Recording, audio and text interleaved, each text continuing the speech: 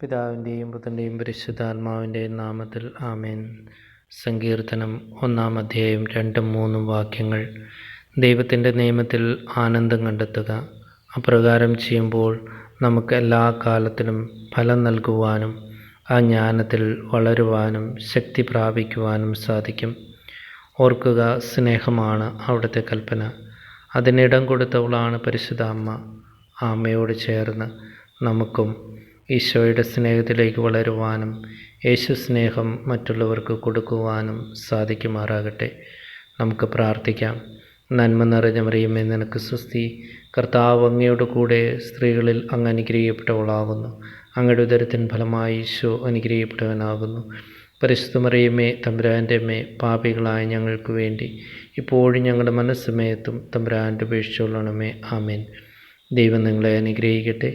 പിതാവിൻ്റെയും പുത്രൻ്റെയും പരിശുദ്ധാത്മാവിൻ്റെയും നാമത്തിൽ ആമേൻ.